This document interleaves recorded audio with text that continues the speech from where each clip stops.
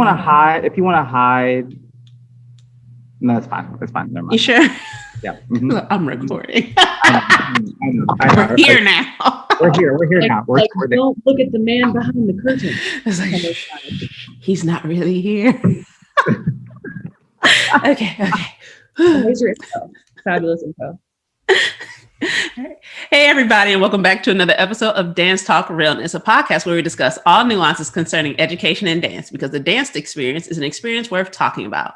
I'm your host, Truly B. I'm here with my awesome, as always, co-host, Daryl P. Hey. And today we are joined by the wonderful Meredith Cabaniss. Hello, my darling. Hello. Yeah. It's so good to see you. So, it's been a while. So even though Meredith is going to give her background shortly, I met her at Hollins. Hollins was the hookup for me. Like, that's how I met like a lot of people. So great times. And so we actually haven't seen each other since I graduated, which was what, 2017? Oh my gosh. So, wow. Going on, so 3.5, 4 years. Yeah, it's so funny because, because of the way that the different semesters go, like I kind of forgot that we weren't the same year. So yeah, it's been almost 4 years. Yes, like especially those of us who did like the 3 summer that we were together so much that it was like, oh wait, I'm leaving. Like, they're not leaving with us? Oh, okay. A third of my cohort is still there. Yeah. Because it was the same with the group that was ahead of us. They were like, oh, we're like with you guys. And then they were gone. It was like, oh, so they're not coming back this summer? Like, it's us? Oh, we're the big kids now. Oh. It's so funny because it like also totally changed. Every summer, the dynamic just changed so much. The son who was there is so like student driven. But yeah. Yeah, no, it was amazing. So for those who are watching via like YouTube and you're seeing this happen in real time, Daryl already knows I'm about to have jokes forever now. So without discussing the struggle that is happening today, he is still here with us. But he will be popping in and out with the video and audio, but he is still here with us, of course, and he'll jump in with any questions and continuing in with the conversation. So before we travel the rest of the way down memory lane, Meredith, you could start off with just telling our audience a little bit about yourself, your background, your dance journey, kind of where you've come from and all the way up to where you are now. Awesome. So I, classic kind of story of dancing in a studio for my whole childhood. Actually, my grandfather owned a dance studio, so all of my mom and her 8 siblings danced. So it was kind of like, I don't really believe in destiny, but I think it was destined for me to dance. And then I ended up going to get my BFA in dance at UC Santa Barbara. And that's kind of when things a little bit shifted and changed for me, because I came up with just a ballet and like tap, light kind of jazz background. And then going to UC Santa Barbara, which is more of a modern dance style program. I got kind of my world cracked open. So I always like to joke, my first day of UC Santa Barbara, I had my first modern class, and modern, at least beginning modern, is just like, let's fall to the floor a lot of times. And I didn't know how to fall yet. And so I walked away from that first class just like totally bloodied and bruised and like completely in love. So so that was kind of my start in this kind of more modern contemporary world.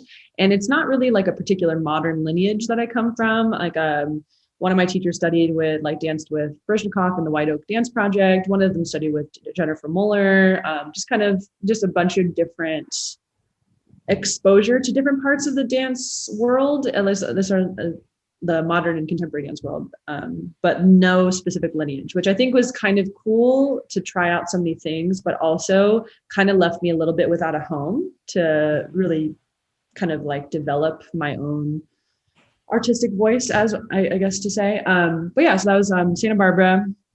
And then I kind of got to my senior year. I got really into Batsheva and Gaga. So I went to Israel and studied under Ohad Naharin there.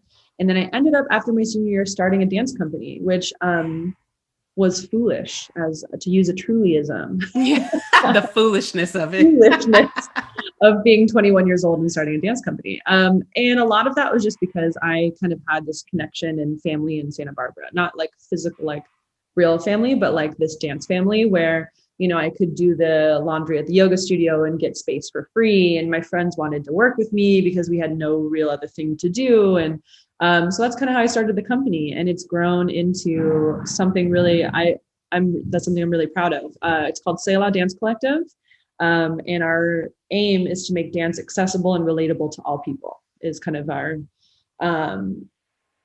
like kind of mission. And what's funny about that is that as I've kind of grown up in the you know, the professional, let's put that in big old quotation marks, dance world, the kind of foolishness of starting that company has really been something that has taught me so much. Just kind of like diving headlong into running a dance company full of other people and figuring out how to be a nonprofit and figuring out like, okay, well, I think this dance that I'm making is meaningful, but I'm saying that my dance that I'm making is supposed to be accessible and relatable to all people. What the heck does that even mean? Like, to all people, really? Like, and so that's kind of where I've come. And then I ended up getting my MFA at Hollins. I graduated in 2018, and I am actually going to be pursuing my PhD at, Yeah. I know, I was just waiting to tell Truly this surprise. So I haven't really told anybody. Do it. I'm so excited. Okay, sorry. Yeah, I'm going to be pursuing my PhD in dance. My focus is the historiography of the body and empathy in American culture and American history. Just because of my particular research interest is the empathy or lack thereof in our culture and how it translates into the way that we move our bodies. And there's so much to that. And there's so much to that as a woman. And there's so much to that as a white woman too, about like, how do I delineate what it is to move in particular bodies and particular kinds of empathy and particular kinds of expression. And so there's a lot of different ways that I think I'm going to go towards that. I'm just starting my research now. So pray for me. Look, all the prayers are going up because so it's gonna be the research, you know? Yeah. So I've already read, you know, I've read one little 100-page book, and that's in my second book. But yeah, so that's kind of where my interest has kind of gone from my MFA to my PhD and through all of my artistic endeavors outside of like school. I teach at a dance studio. I'm the ballet mistress, but I call myself the ballet master because I think being a mistress is odd. And I also teach in the school system. I've worked in probably about 20 different elementary schools throughout Santa Barbara and Ventura County. And I teach roughly about 1,000 to 2,000 students annually. So that's kind of like, I know it's not like numbers aren't always real, but that for me is very real. So I come in contact, even in the midst of the pandemic, about 300 students a week. Yeah. And I think that's a part of teaching in dance, because a lot of people usually come to us, it's like, oh, that has to be so fun. And I'm just like, yeah, we teach like the world. There's difficulty to this. Like there's a balance we have to find. And it's interesting right now. So I've like all of my fellow like dance educator friends, we've had a lot of conversations lately about just like the nature of your values as an educator, as a dance educator, have just changed. They're just totally different. Like from going to teaching 20 hours of studio dance class to teaching those same hours online. Like I'm teaching ballet, I'm teaching acrobatics, I'm teaching contemporary, I'm trying to teach them choreography, and like just what you think is important totally has to change. True. Very true. And that's even for me, like just before this, I was teaching 3 different kindergarten classes on Zoom in their classrooms. They're all wearing masks. I'm like in my dance studio teaching them. And it's interesting because of the different kind of, the different trainings I have in education, like what has become more relevant and what is absolutely unhelpful. Like what do we just totally throw out the window in this current climate? And then like, do we need to bring those things back when things are quote normal? Or is it like, this is just what it is now? I don't know. It's just, it's interesting. No, I agree.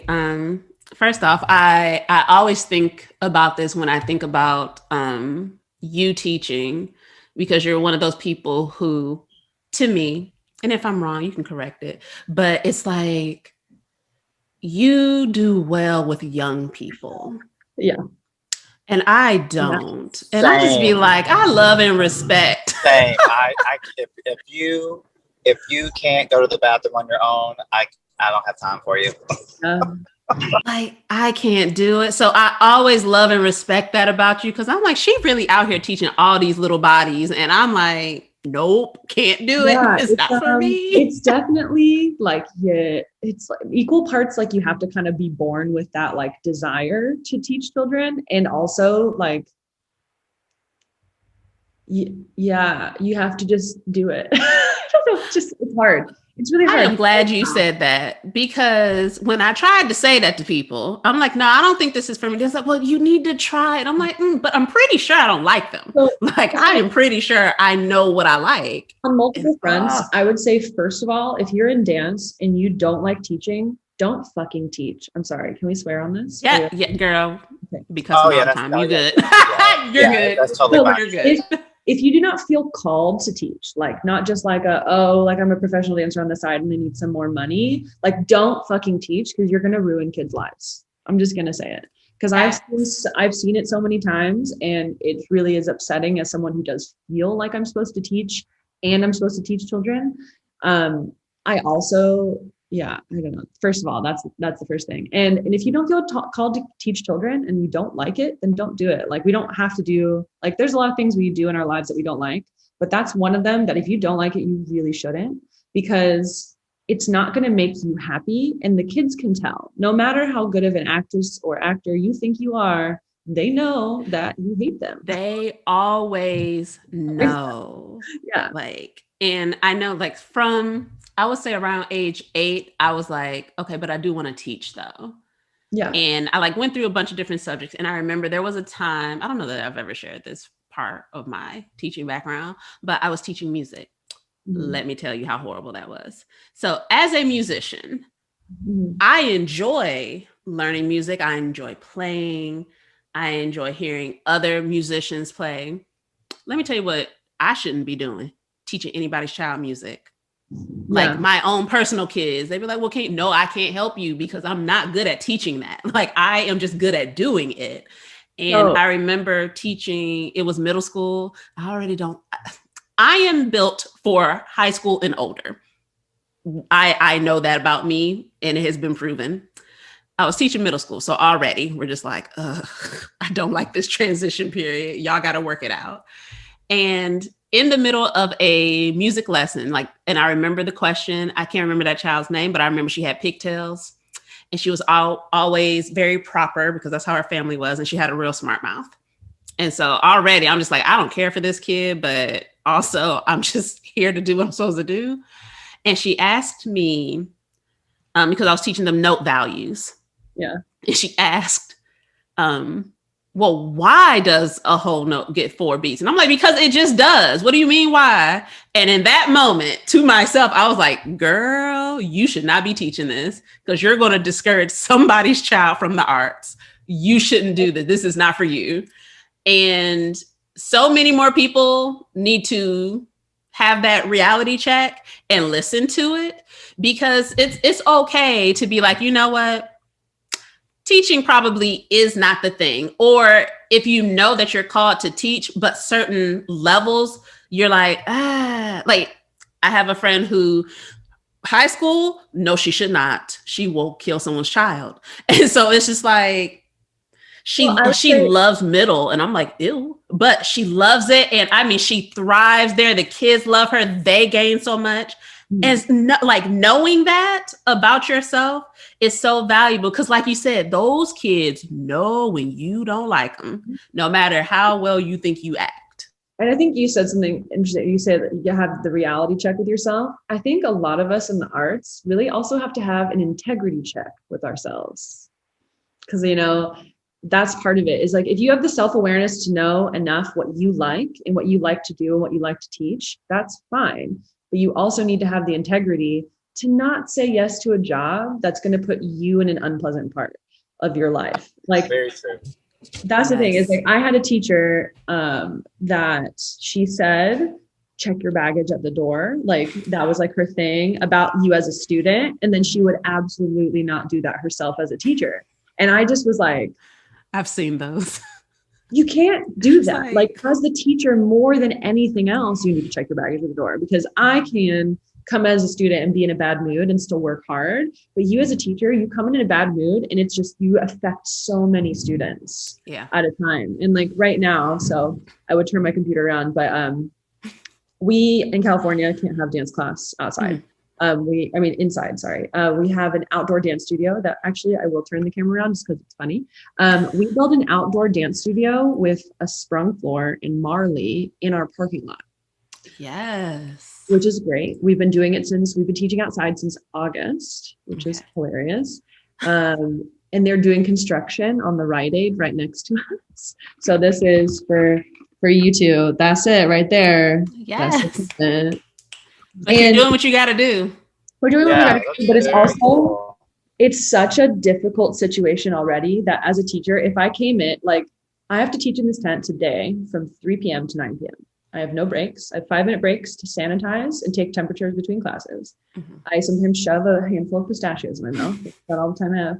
And sometimes my boss buys me a Diet Dr. Pepper because she's great. But that's all the time I have. And I have to be out in this tent for 6 hours. And I teach contemporary where I have to like evoke feeling and I have to teach them things and I have to integrate their skills. And if I come into this tent in a bad mood, like, why should they even come? Like, why, like, what's the point? Like, if I'm gonna, like, sure, I get my paycheck or whatever, but like, if I'm going to come in this tent week after week and get paid to like make these kids miserable, like, what the fuck am I doing? Like, how is that going to affect me long-term too? You know? Yeah. And I think more people need to ask themselves the question of like, first of all, why the hell are you in this industry? Like, ask yourself really, like, why are you here? Mm-hmm. And like, how can you be here in a way that is still like having integrity to what your values are? Like I had this big moment a couple years ago where I was like, I don't want to do anything that's outside of my values, which included then not buying anything that was sold by big corporations and not going to Chick-fil-A and just like random, like, you know, random things that you're like, my value, and like, you know, I'm not going to lie to people, you know, whatever. And I think there's a difference between like doing what you have to do to be in this world. There's no conscious, like, oh my gosh, consumerism, but like also just don't do stuff that you know is like deliberately not in your value system or like deliberately against your integrity, because there's so many people doing that and profiting off of it already that we don't need to bring that into dance. Agreed. And any of it that's in dance, we need to eradicate anyways. Agreed. And you mentioned this idea of when the teacher is in a mood, because I be in moods all the time. But this was like real talk. Any student can tell you. They'd be like, oh no, Bennett has bad days. Yeah. But this was the difference. And I think at least the students who have spoken to me about it, they appreciated this. That I'm not gonna lie, I have said, check your stuff at the door because I'm checking mine. Yeah. And if I come in here with it, then we're going to all sit and I'm going to acknowledge with you, like, look, having a day, because I know there's going to be a day that you come in my room and you're going to be like, look, I'm having a day. I am trying to check it, but I kind of can't, but I'm going to do what I can. And I think that part of, I was willing to be a human being with them and treat them as human beings. And so my check it at the door wasn't a hard rule in the sense of some people where they're just like, don't bring anything in. I'm like, nah, like if you're really having a horrible day, you don't have to give me details if you're not comfortable, but let me know. I'm going to just keep that in the back of my mind that, you know, if it looks like you're kind of just giving 50, then that 50 was your 100 for the day. Like that was the best you could do. I was like, so in that way, know that if I show up and I'm just like, y'all, it's especially because me and admin, always something. And usually those crazy meetings would happen before I had to go teach. And so I'm like, why would y'all dump all that on me right before I have to go in here with these kids? And so like the kids always knew when I came from a meeting because they're like, you good? You okay? And I'm like, no, but we're dancing. I'm with you. Though, is the difference is that it's like you can't just pretend you're happy-go-lucky all the time and then nothing's happening. We've been in a fucking pandemic for 11 months and these kids don't see their friends. It's been so long. And we're all losing our shit on a daily basis. Sorry, you told me I could swear. So no, you're fine, girl. I'm cussing all the time on you. There's a difference between like check your baggage at the door and don't let it affect the way that it's going to affect the kids. There's also saying like, hey, I'm having a hard day. Like there's things that are going on and honoring other people's experience. Yes. Because that's the thing. It's like, if we were all only going to go take a dance class when we were in a good mood, I would have gone to a dance class for the last time on March 12th, 2020. It would be a while. It would be a while. It would have been a while. Yep. That's the thing. And that's I think what like the responsibility of being a teacher and an educator, and also like, you know, like you're a guide and a mentor for your students, is like, you not only have to teach them shit, but you have to model the way that you need to interact with the world. Like I had a conversation with my students last night. I have this ballet class where a lot of the kids are just having a hard time. Like it's just really that class, like those particular kids, this particular level is difficult. I always say teaching intermediate dance is the hardest, because they know how to do some stuff, but they don't know how to do the hard stuff. Yeah. So, but this class, they're really going through it, and they're really all turning like teens at the time of the pandemic. And so I told them last night, I was like, listen, like, raise your hand if you want to go be a professional ballet dancer. And they all looked at me like, and I was like, okay, great, good. Because then we would have a different conversation. This conversation is, okay, do you feel like there's things in your life you can't control? And they're like, yeah. And they're like, do you feel like there's things that you can do and no matter how hard you work, they don't work? And they're like, yeah. And I'm like, ballet can be the place. It can be a terrible place for some people, but what I'd like to make it for you guys is a place where you can control what your body's doing. And also where, like, if I tell you that this will work if you do this one little correction and it works, look, we solved that problem, where no matter what you do, it can't be fixed. Like a lot of them, you know, for a pirouette in ballet, you put the toe on the front of the knee, and for some reason they just can't get that body awareness down. And so one of my students, I swear, he's like 10. I go, if you put your toe on the front of your knee and do this pirouette, I promise you it will be good. And he did it. And I shit you not, he did a triple pirouette and landed it perfectly and looked at me, and I go, look what happens if you listen to your teacher. First of all, I swear, I'm going to get that as a shirt. I'm going to wear it underneath my teaching sweater. It's going to say, look what happens when you listen to your teacher. And when they do good things, I'm just going to lift my sweater up. Like, yes, I would do that. I think I'm going to get those printed, you know? But like, and that's the thing is like, I mean, for me, I come up from a very neoclassical background, and like my ballet teacher in high school made us keep a food diary. So, you know, you kind of know where I'm coming from. But like, as I guide these students as their ballet master and a ballet teacher, I have to be like, what do I know significantly about my experience that I would like to shift and change? And for that, I'm like, bodily autonomy and also like empowering you to know like, hey, like you get to choose how to do this. And like, you may never have this space in ballet again, but like, if I can in this space say, hey, like, this is your body and you get to choose how you spend the next 75 minutes. And like, I will give you the tools, but it's all up to you to control this time in a very uncontrollable time. Like that's what sounds really good for me.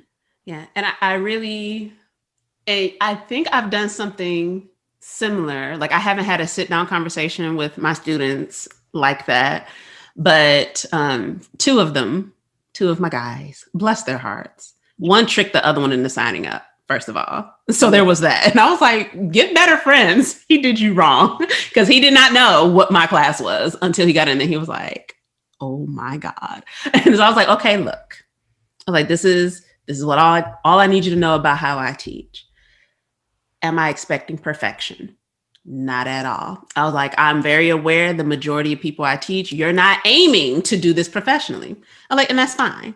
I just want to see progress and effort. I was like, that's it.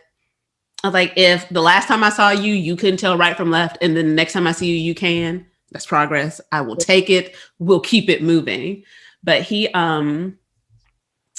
definitely shared some information, and it was like a real quick sentence that I was like, whoa, back up.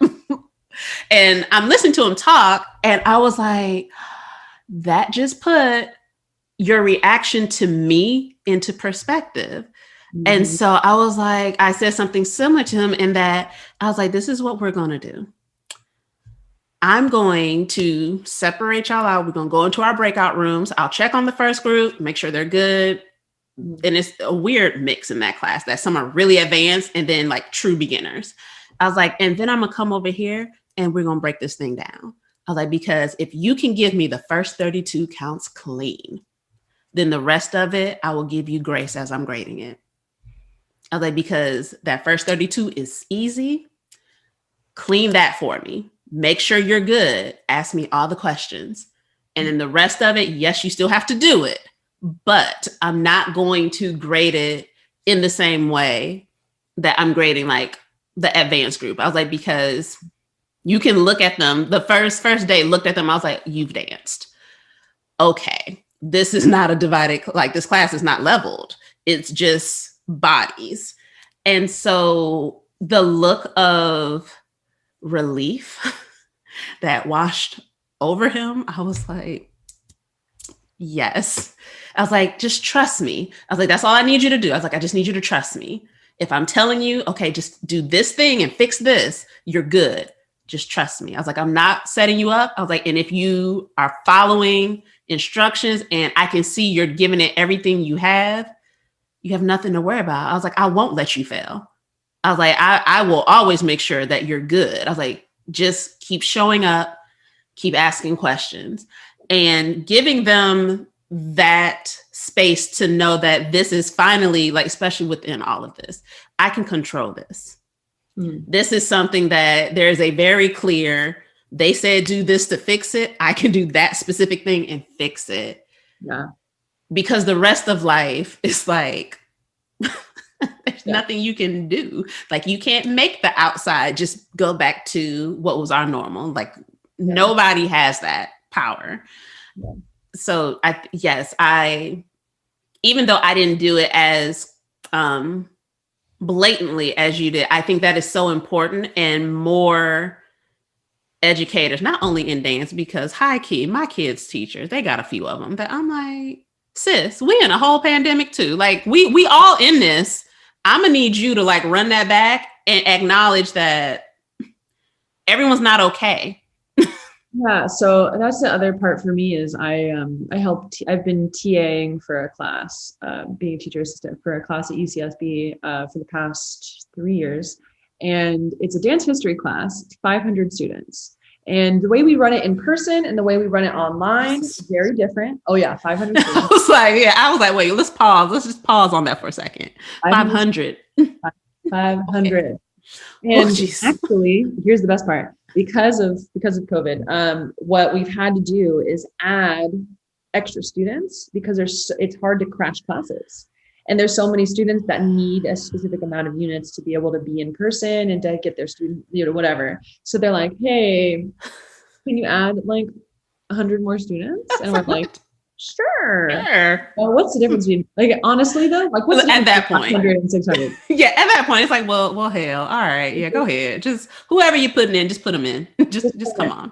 And like, and especially for this class, like we have our disabled students program. So I have 25 DSP students who I need to change their exam length, and I need to make sure all the things are good. And then we have a significant student population in China. So 20% of our students, 20% of that 600 are Chinese students who are on a different time zone by a lot. And it's just really, I feel like I'm an empathetic person anyways, but it's really increased my empathy for students, for people in their 20s in college right now.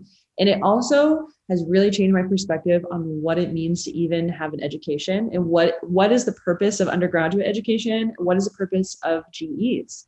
Because I used to be so very particular for their grades in our in-person classes, because they had different rubric, and we had like attendance scores, and they had to go see performances, and they had exams and all this stuff. And now it's 4 exams, 4 online open book exams, because like at the end of the day, for a GE course that I find is interesting, like the professor who teaches the class is my mentor, and she's a very, very kind, very wonderful, very knowledgeable person. at the end of the day though, like what is the point of taking the class? Like it's not what it's to expand your knowledge. It's to see we talk about a lot of different dance cultures. And we have different sections on different countries and different cultural dances and like how they came to be. And of course, then we do like, your traditional Western history of dance. But it's like, why do I need to be so like, yeah, about, and it's really for me, like the rules and the ways that we approach education and the standards we hold students to are just so unhelpful and unrealistic, and I don't think are necessary. And so for my thing now is like, I have a student I'm waiting on for that class right now because she still hasn't taken our second exam, and it's been more than 2 weeks, but I know that there's something going on and I can't like do anything about it. So I just kind of keep reaching out and saying like, hey, like you need to take this exam. I will schedule it for you when you need. And it's this whole situation with that particular student. It has been really good for me. Still kind of, I think there's so much about what we do and the grind of coming every week and doing the same classes and doing the stuff like that can make us really hard. And there's a lot of pain to staying soft, but I think the softness is what I need to maintain right now. When I was teaching 42 dance classes a week, I needed to be a little harder. I think right now I need to be super soft, and I just need to be like, the leg doesn't need to be high, it doesn't, I mean, I'd like it to be on music, like the goal, but it doesn't need to be on music today, and I think that is, I don't think it's teaching badly. I think it's teaching to the moment. And I think that's what we as dancers and artists can do better than other educators, is that we can adjust and squeeze ourselves and maneuver to like what needs to be done, instead of being like, well, this is the way we always do it and this is the way that it has to be, and even though everything else has changed, we will stay the same. It's like, no, we have to shift and change. Like there's no, like, why? I don't know. And like you said, the leading by example when we are educators, that even something as quote unquote simple as us adapting and finding those moments where we can kind of like take the foot off the gas a little bit and be like, okay, is this as important to the overall picture? Like, do I really need to like hammer in that this leg needs to be up here?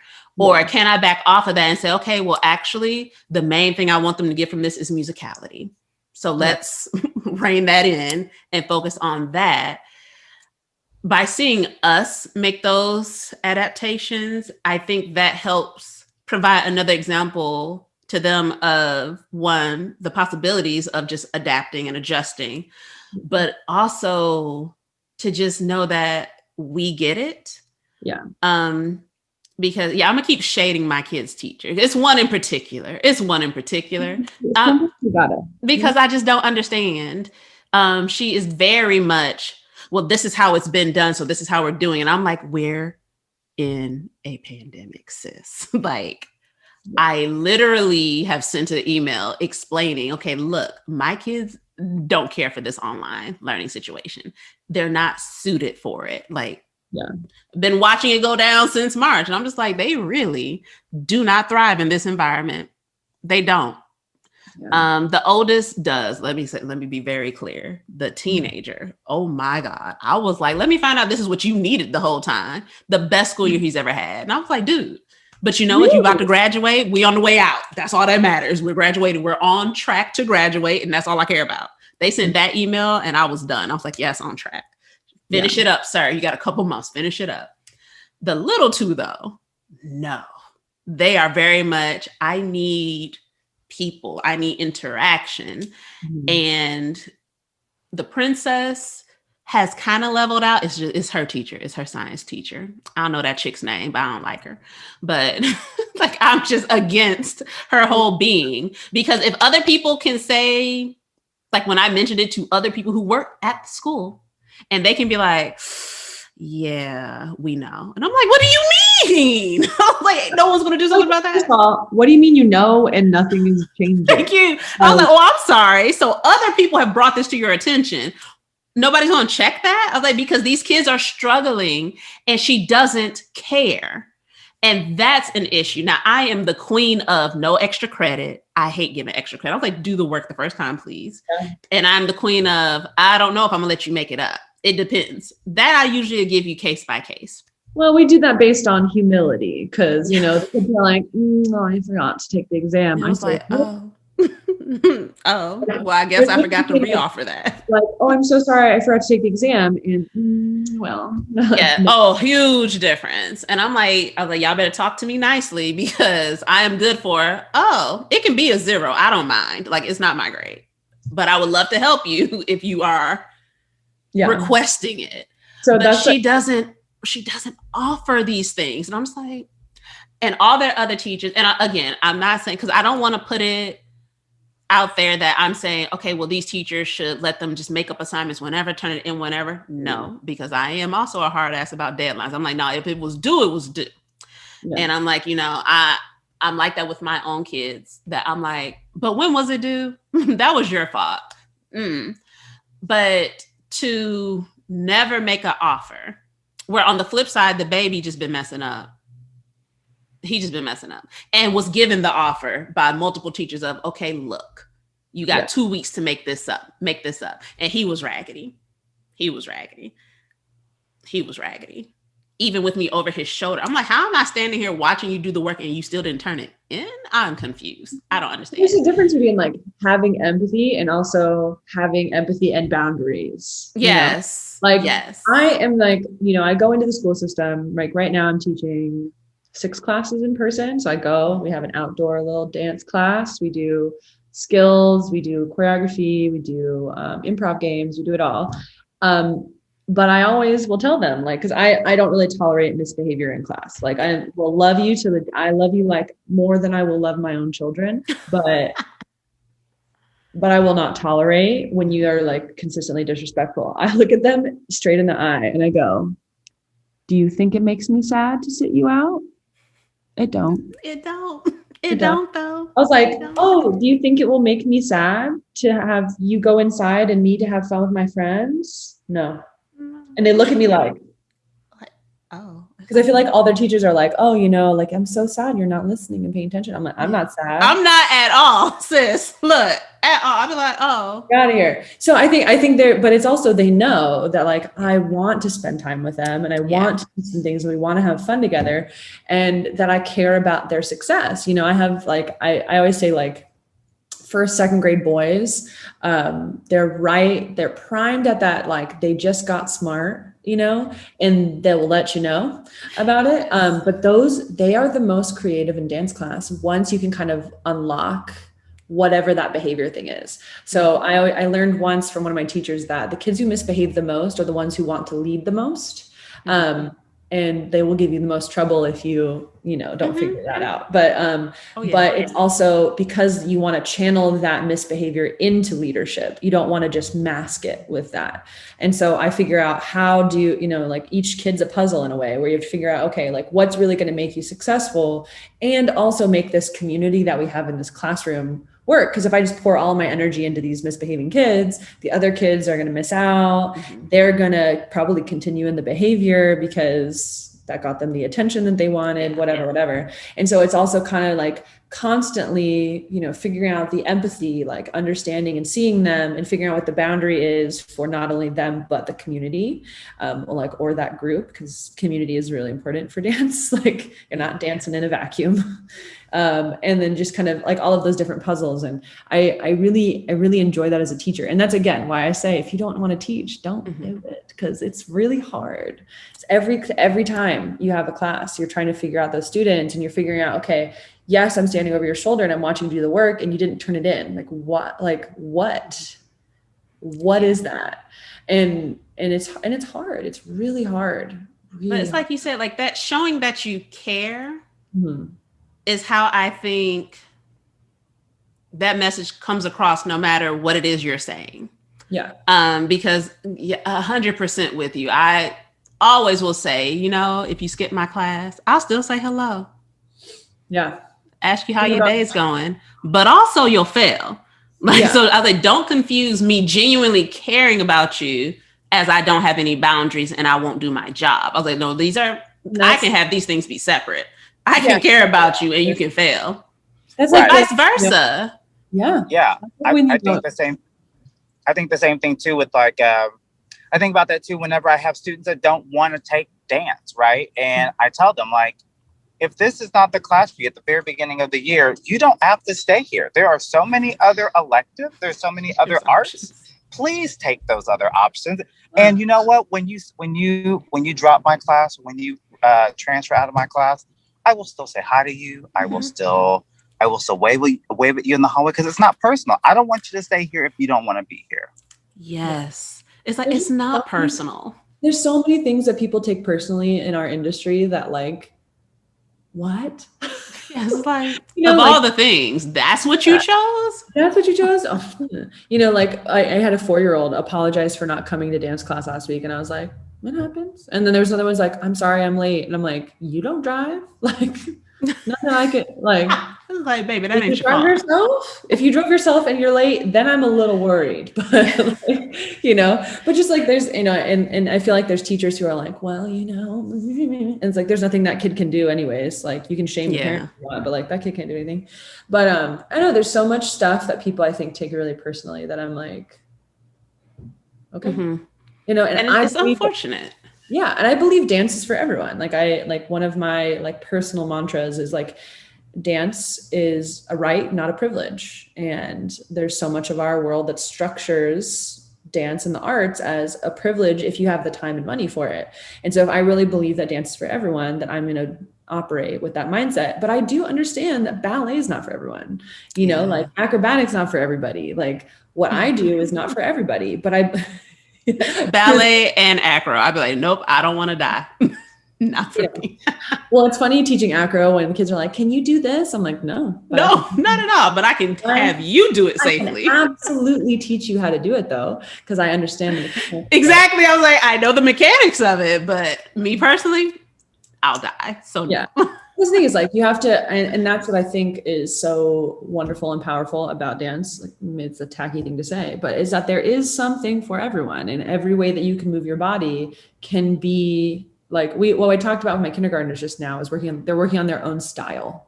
Is I'm like, their assignment really is like to go this week and figure out like, how do they dance and like, what's their style? So I tell them, I go by Miss M when I teach because my first name is hard and my last name is hard. I say Miss M's style is a spaghetti noodle. Like I love to just like noodle. And it's because of that, that first modern class where you're going to the floor. I'm like, I just love to noodle. And so I was like, go figure out that for you. And that for me is like another way of like creating that autonomy and that like power for them, where it's like, no matter if they walk into another kind of dance, they're like, oh, I'm gonna try this on like a hat, but like, I know what my style is. I know what I am and I know what I can do, Which I think that's very valuable to have that type of body autonomy and awareness young, because many don't get that. And it will serve them well later. Well, it's part of autonomy is not just your own body, but those of others too. I think that for me is a large part of my research in empathy.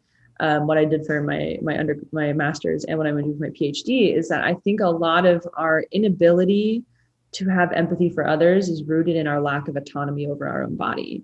And I think that is a lot like my entry into this kind of topic came from my interest in pole dancing and strippers. And part of that for me was that is such a interesting interplay of power and of gender and of movement and objectification and autonomy and agency. And there's just such a weird like intermix of that conversation that's not just rooted in like sex work and like movement associated with sex work, but in all kinds of dance. Like if you watch So You Think You Can Dance and you see like a man and a woman dancing on stage, automatically, no matter who you are, you have a story. Is it the same story? No, but you have a story and you're going to interpret different movements in that dance as different things. So I had an ex who he would watch So You Think You Can Dance with me and he would say like, oh, that's a really violent duet. And I would be like,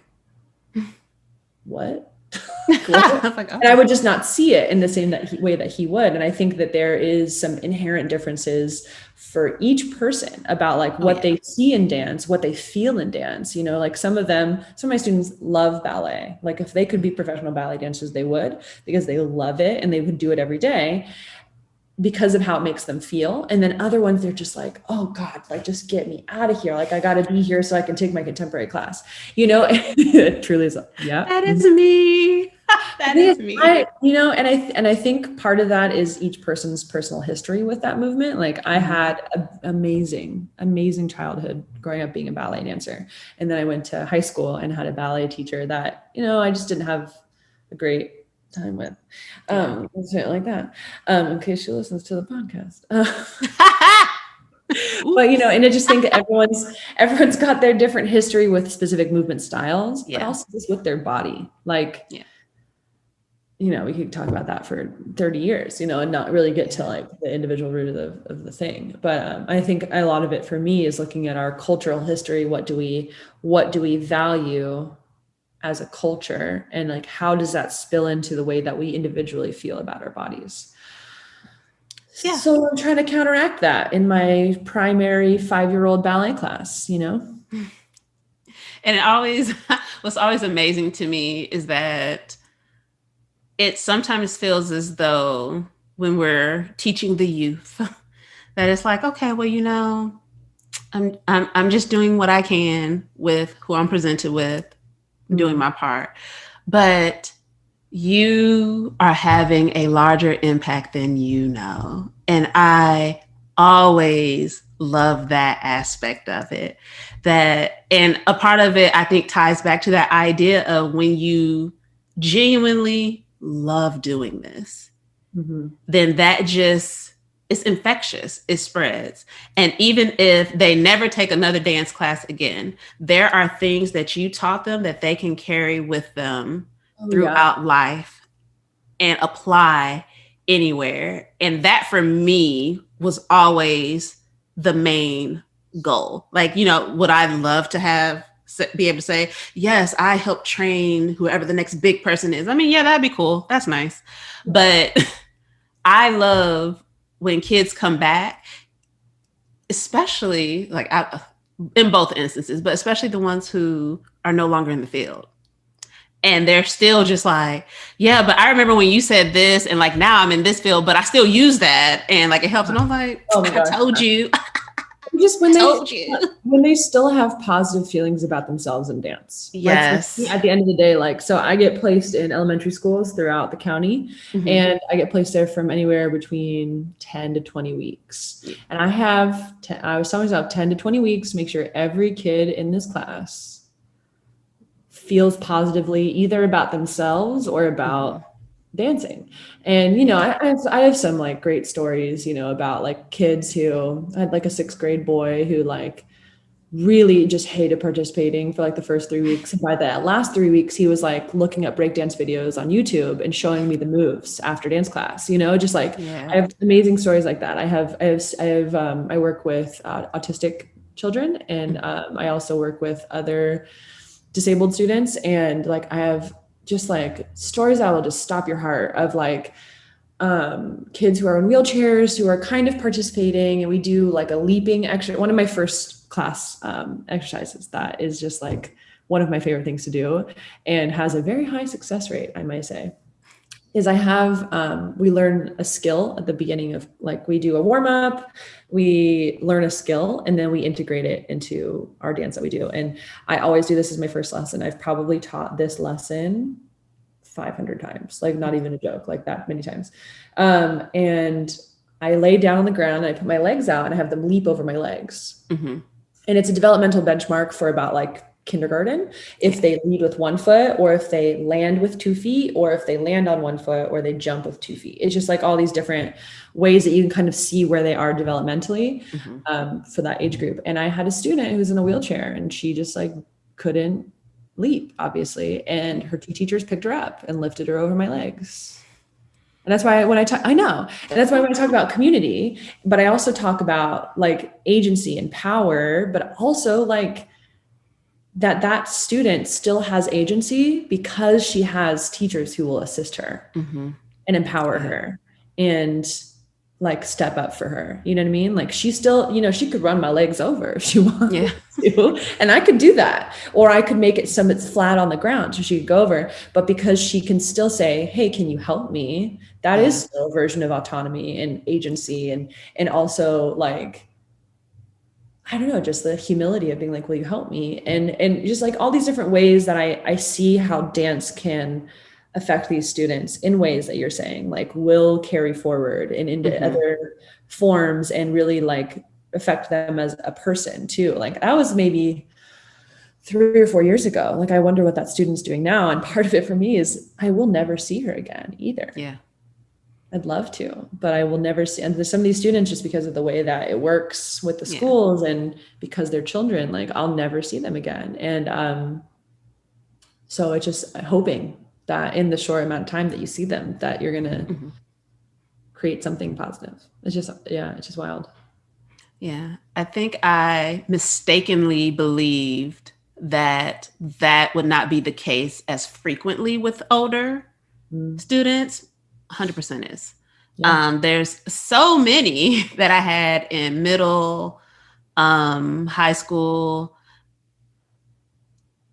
Not really. Well, actually, no, a couple, even though I've only been teaching collegiate level for 2 years now, that I'm like, I will probably never see them again. And I hope they are well. I'm hoping like the confidence I saw develop in them and them really learning how to like speak up and really learn how to like problem solve, that those skills continue to grow in them as they continue on with life.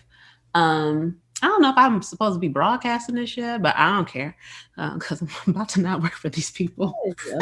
I need to do better with that. But also, it's like, what confidentiality do I have? I was like, man.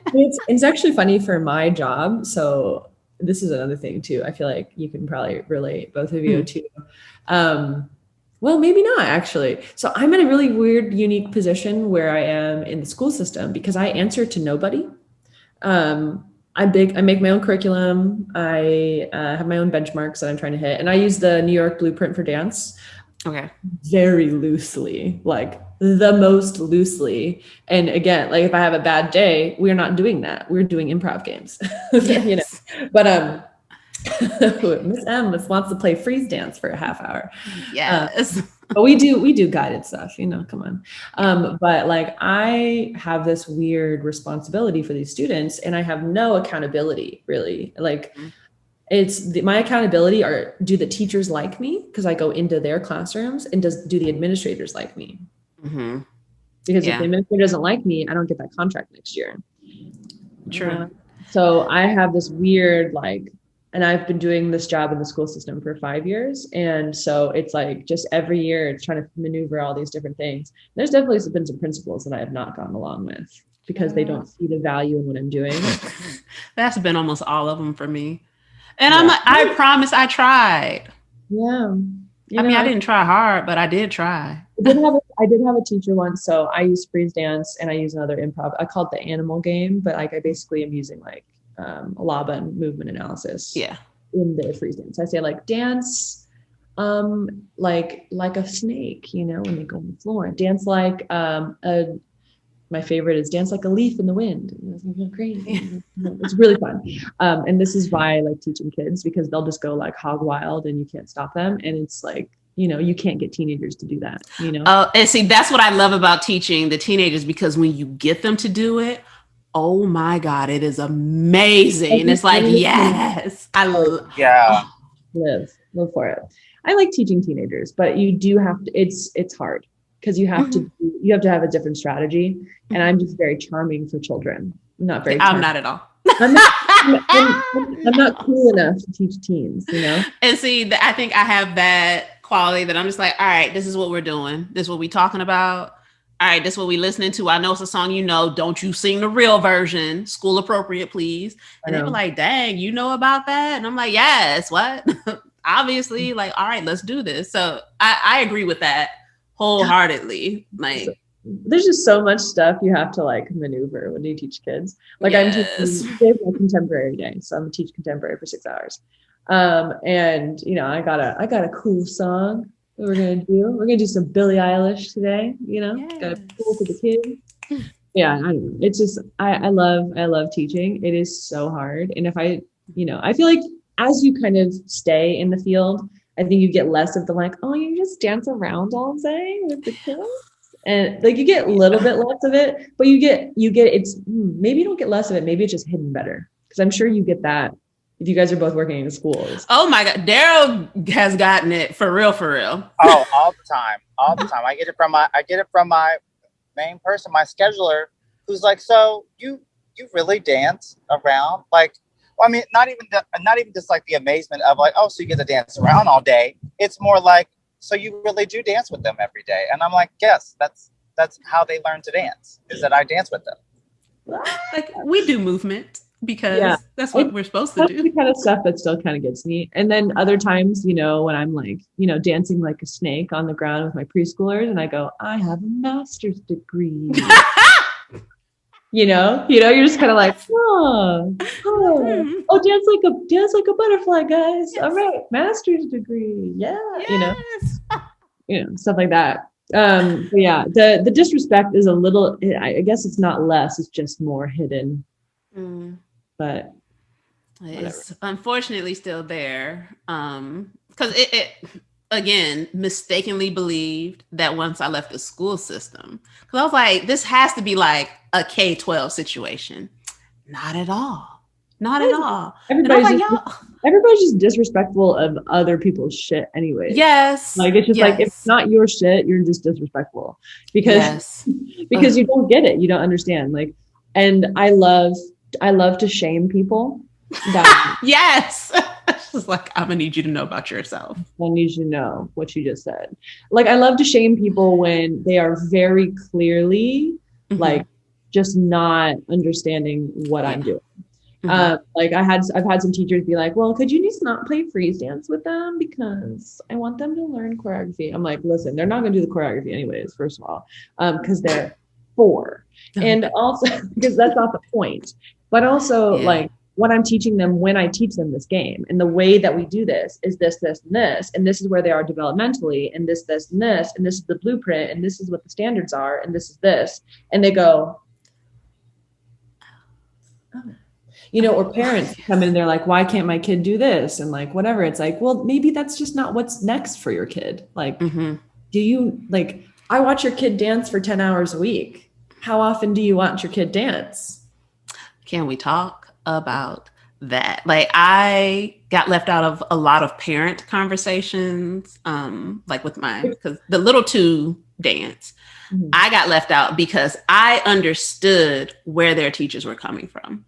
And I'm like, if your teacher is like, no, they're not ready to move to this because developmentally they are here. They need to stay here.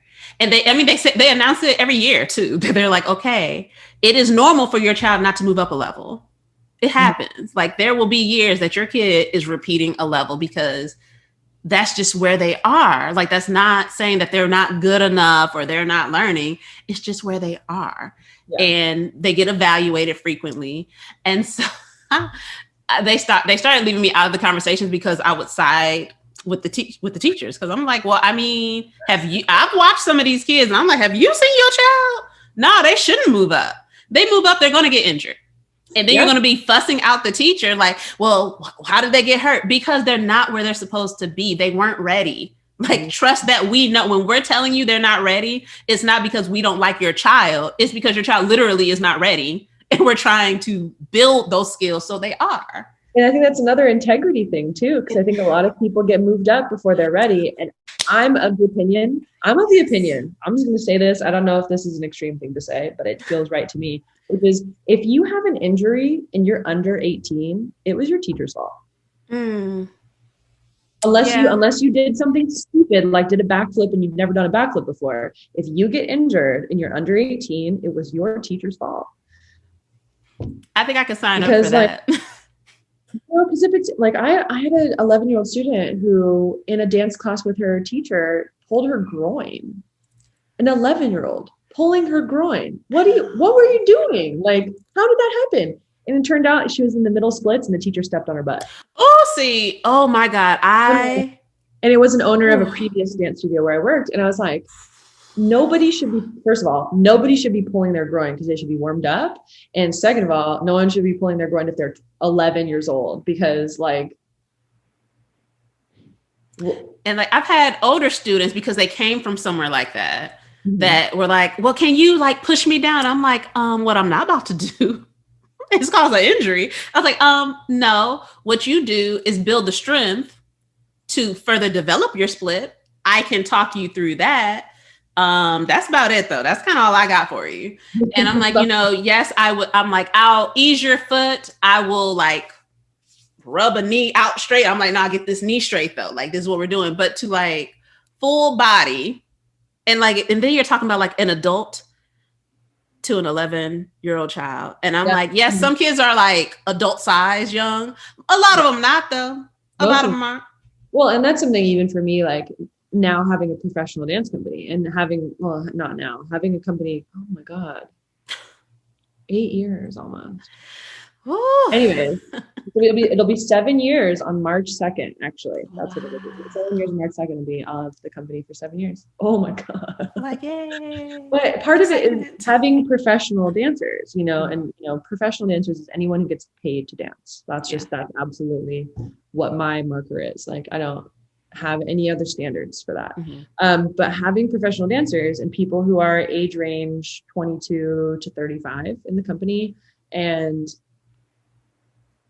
I don't want to hurt them. Yeah. Like I want to make cool dance and I want it to be fun and I want it to be engaging and I want it to be interesting for an audience. But I also am not here to hurt them because we don't have health insurance. Look now. I'm just saying. But that's the thing too, is I think that there's so many people who hurt their students, hurt their people that they choreograph on because they're trying to either chase something that those students aren't ready for or something that they haven't thought through. So for me, like working with the company, another kind of value. So in the accessibility and relatability, part of it for me also is creating dance that you can do at any level and at any age. Will it change and adapt? Yes. Will you use hands or no hands? Or will the leg be high or the leg be low? Will you be upside down or not? Maybe those things will shift and change, but that's why I teach when I teach classes on, right now I'm doing open classes on Zoom, is that they're all levels. Yeah. And I always give options. I have, talk about the sass. I have a 5 and 6 year old contemporary class, which is really fun. And I teach the same combo that I do for my advanced students. I just adjust timing and I do some of the things a little bit differently. And I give them what I call options. So I'll say, okay, well, this part you can do either the penché, just lifting the leg, or you can do the handstand, both feet off the floor, whatever. And I always give it midway through the combo, maybe later on, maybe like a bigger moment. I'll be like, oh, you can do a back bend here, or just lift your hips or whatever. And disrespect. We're doing a combination within the first 8 counts or something. I'm like, okay, and here's an option. One of my students goes, an option already? And I go, yeah. Like, I said the word. I said it. You will do it now. You don't want it to be no options. Let me tell you, because it's gonna be real hard. Exactly. I was like, be thankful for these options. And I think just all of that goes together with like, for me, dance being for everyone and trying to find empathy, trying to find boundaries, trying to do all this shit for every class all the time is like, why are we doing it? Yeah. Because if your reason for doing it is that you love dance, you're a fucking liar. So sorry. You're a liar because there's so much of dance that we don't love. And there's so much of dance that's so hard. And there's so much of dance that's broken and fucked up and like prejudiced and just absolute trash that like, if you love dance, then you're really messed up. Like, so there's gotta be something else. You can't just say, I love dance. When you're 5, you can say you love dance. But when I'm 29, I can't be like, I love dance. I love to dance because you put me in a Horton class and I will hate my life. You put Truly in an acrobatics class, she's gonna be hating your life. Daryl, I know what you hate, but I'm sure there's something. I always have, sometimes I do icebreakers at the end of class for ballet. I say, okay, what's your least favorite ballet movement? And one of the kids was just like, Rondishon. Yeah. So sorry, we're gonna have to do those today. So you're gonna have to figure out how to like them. But it's like you have to, and that's why I try to get the kids to say, I'm like, if you're here in your ballet class struggling and hating your life because you love to dance, then maybe you need to figure out what you actually like and why you're here and like why you're doing this. And like, why am I doing this? Why am I in this tent for the next 6 hours? Well, we're gonna retape the Marley today, so a lot more hours than 6. I have a master's degree. All the hours. I'll never forget having to put the Marley down. I'm like, oh my gosh. I need someone else to do it. Part of myself loves that, but the rest of me does not like doing the Marley. Oh yeah. I enjoy, because I had students help me. And I was like, come on guys, group effort. And we had so much fun just hanging out. And it was like a team building exercise is what it turned into. But also we were tired. And we're like, are we done though? Because we should be done now. My boss is out there right now. I'm like looking at her. She's like ripping up tape. And I'm like, hey. I'm like, hey. Yeah, it's, and it's fun for me to work with her. She's really a fabulous person. Like I've worked for some, but she's great. Yeah. And that's always a good situation where you're like, I enjoy working with this person. That's always nice. Yeah. I'm trying to think of all the times it's happened. It's been rare. So I just be there, unfortunately. And I think for me, I feel like we keep going back in these circles, but I think for me that comes back to the integrity thing. Mm-hmm.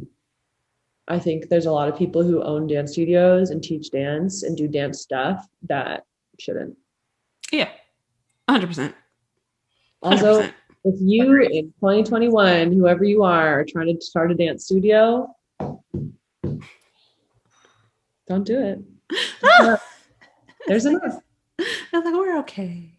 We're okay. Like, don't do that. All right, Meredith, thank you so much for coming on. Yay! Oh, thanks for having me. Damn! I can't stand you.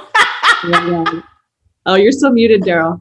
Unmute, sir, so we can judge you more. Unmute yourself. Oh, I said it's been great. I've been here the whole time. It's been really good. Yeah, well, I'm glad. I'm definitely taking away I love if you are under the age of 18 and you are injured, it is your teacher's fault. I feel that. Yeah. I agree. Mm-hmm. There's just, for me, I just, I feel like I could shoot the shit with Truly for like ever. Like we'll be here forever. Extroverts who like to talk shit. Yes. It's I wish you could have gotten Daryl on a different day because same. The three of us would be in here cutting up. Okay, we'll do a part 2 where we reflect on what we talked about and if it was bullshit or not, Like definite part 2. I won't be driving around town. Yes. Daryl will not be out here driving around all of the state of Maryland, sir. Sir. Like for those not watching the video of this, he legit has been on the road for, I would say, 95% of this here episode. Yes. But I did get my card. Yay! Yeah. You got what you're supposed to get. Yes. This is a PSA. If you are able to get the vaccine, I recommend it. Like, I kept dodging it. They were offering it at one institution, and I was like, I'm away. And then a week later, the other one was like, okay, but for real, if you have not yet, holler at us because we are trying to set these up. And I was like, oh, so y'all like, go ahead and do it now? You sure? Yeah. So as a healthy 29-year-old in California, I think my slot for the vaccine won't be for another year. Just because of what our distribution is like, but I will get it when it comes out. It just, I'll wait my turn. We just progressed to anyone over 65. And because I don't work in a school, I'm a contractor, so I have no rights. Yeah, but I know definitely, because similar with the educators, it finally got to them. And I think that's how the university is doling it out, but priority is to those who are on campus and like showing up on campus consistently. And I was like, ooh, I'm at my house. So y'all good right now. Like y'all give it to who you need to give it to, because I won't be on campus this semester. So handle your business. Y'all can swing back around to me after you handle those people, because I won't be showing up. Yeah. So do me a favor, Meredith, let people know where they can find you and follow you. So my Instagram is Meredith L. Cabaniss. It's spelled horribly. So go check out the Dance Talk Realness Instagram. I'm sure they'll put me on there somewhere. I will. Meredith L. Cabaniss. And my website is the same, meredithlcabaniss.com. You can check out some of my previous work. My dance company information is there as well. And then my dance photography. So I actually do that as well. Just awesome. Never of myself, just of everybody else. Yes, out here being fancy, doing all the things. Less fancy and more when you start a dance company at 21 years old, you figure out how to do your shit yourself. Facts. That's a fair point. Same a fair point. All right, awesome. Thank you so much again. And thank you all for joining us here yet again at Dance Talk Realness. Follow, like, subscribe, all that jazz. Y'all know where to find us. If you don't, then how are you listening? Questions that need to be answered. But again, per usual, y'all know how I am. Whenever I remember to add some other platforms, I'm gonna let y'all know that we did that. But currently it's the same: YouTube, Facebook, Instagram, Apple Podcasts. It was always the one that I would leave off. And Podbean. Podbean. I was going to say Podbean. Podbean. Yay. And if you have any questions or suggestions for us, feel free to drop us a line. We're always open to suggestions. If you have any questions for our guest, because we will be having her back, then be sure to drop those also so we can pose them to her and she can come back prepared to answer them. We look forward to bringing you some fresh new content next week. We'll see you then. Bye.